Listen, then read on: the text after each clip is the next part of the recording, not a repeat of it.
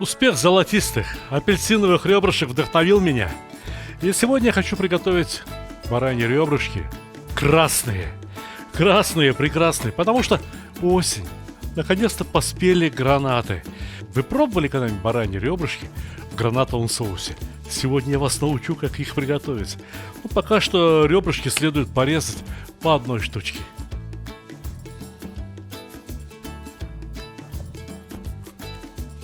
В казан налить примерно 100 мл масла. Этого будет более чем достаточно. И не думайте, что это будет слишком много. Будет ровно так, как надо. Это горячая закуска, по сути дела. Это то, с чего можно начинать званый обед. На ребрышках имеется жирок, и это прекрасно. Раскладывайте их по бортам казана. Пусть жирок выплавится.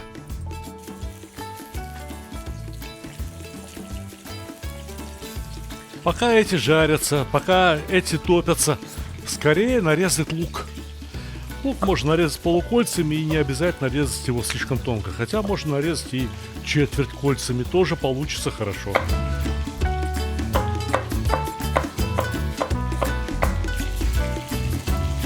Красиво зашкварчало. Огонь на максимуме. Сами ребрышки должны быть красиво обжаренные. Аппетитно. Знаете, так, чтобы этот вот жирок захрустел. Теперь можно убавить огонь, и здесь теперь масла получилось слишком много. Жир-то вытопился, ну и ничего страшного. 2-3 половника масла, лишнего жира можно убрать. Вот столько осталось на донышке, да еще здесь в ребрышках есть, и этого будет вполне достаточно. Блюдо будет выглядеть вполне себе полноценно. Но сейчас 3 головки лука. У нас было грамм 500-600 ребрышек и 3 головки лука. Не спорьте со мной. Так надо, если хотите, чтобы получилось вкусно. Прямо на лук можно посолить. Ну, сколько здесь? Наверное, с чайную ложку соли, не больше. Вот так. Добавьте немного зиры. В принципе, мы готовим практически узбекское блюдо. Вот теперь достаточно просто накрыть казан на 30 минут. И через 30 минут подавай. С луком потушится, и все будет очень вкусно. Но я Сталих Хамкишиев. Я знаю, как сделать еще вкуснее. Не будем тратить время. Займемся гранатами и свеклой. Зерна от 2 гранатов. Выдавим из них сок.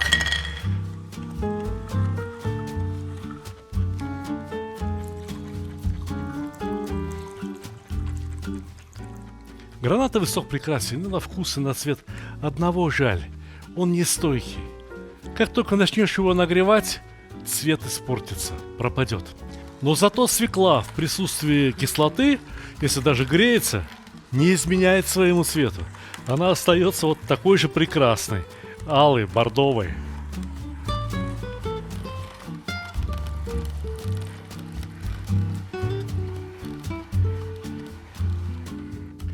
Этого сока вполне достаточно для того, чтобы придать ребрышкам именно тот цвет, о котором я мечтаю.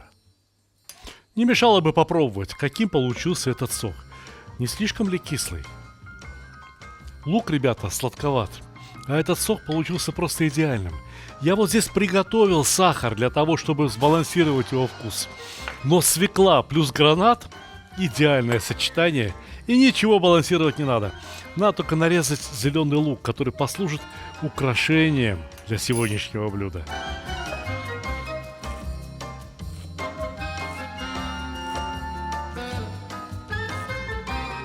Вот столько лука вполне достаточно. Айда казан открывать. Примерно 30 минут простояли ребрышки вместе с луком, и этого вполне достаточно и для лука, и для ребрышек. Эх! Можно немножко прибавить огня, перемешать. Лук стал золотистым, мясо стало золотистым, и самое время вливать гранатовый свекольный сок. Сейчас сок закипит, но у нас получается нечто вроде супа. Это же не борщ, поэтому необходимо как-то загустить соус. Хороший старый способ добавить панировочные сухари. Но почему бы нам не использовать тот прием, которым пользуются все китайские повара? Да вот, ложка крахмала стояла в воде, крахмал разбух, Вливаем его, перемешиваем. И теперь уже нельзя давать кипеть слишком сильно. Вот оно, ровно то, что надо. К такому красному хорошо бы добавить чего-нибудь зелененького.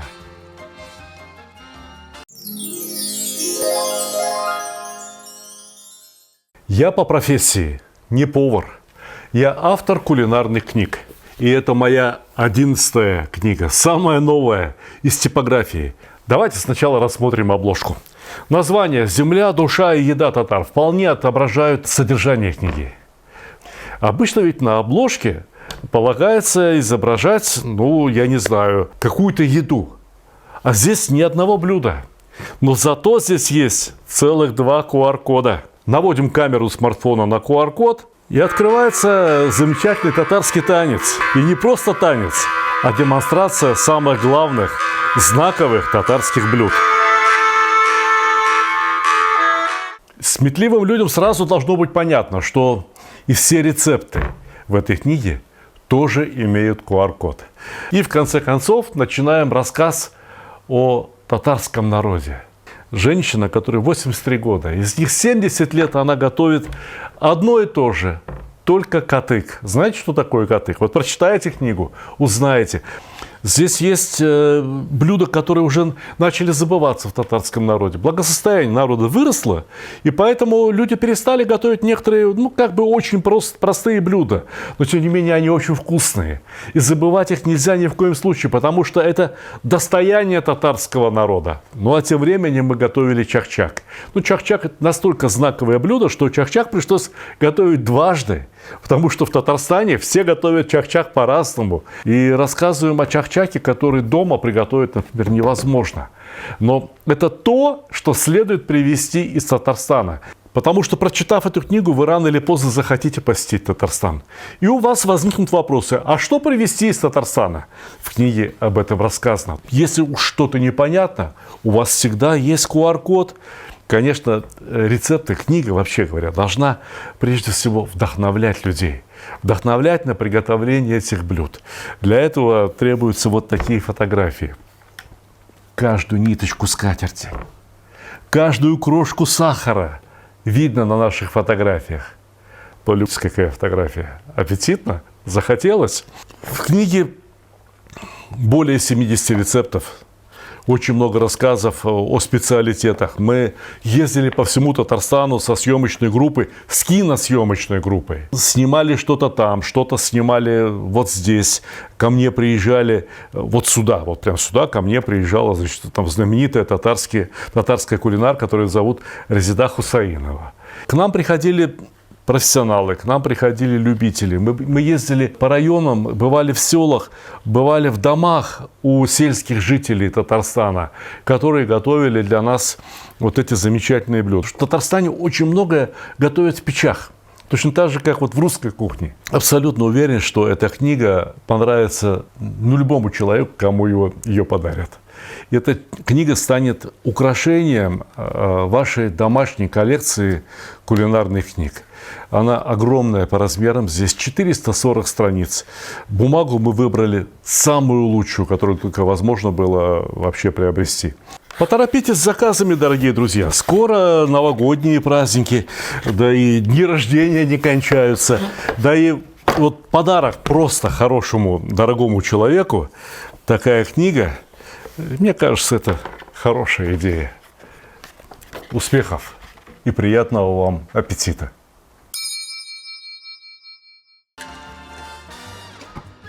Готово. Выкладывай на красивое блюдо. Это тоже горячая закуска. Ее задача – разжечь аппетит у едоков. Откуда ж возьмется этот аппетит, если здесь все, такое кисло-сладкое и довольно сытное?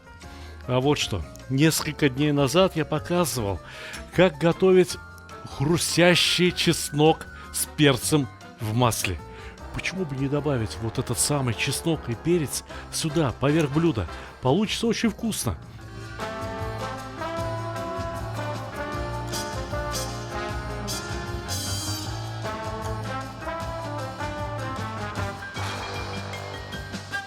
Думаю, что этого достаточно, пусть едоки сами разберутся. Кому надо поострее, кому можно более нежное, более кисло-сладкое.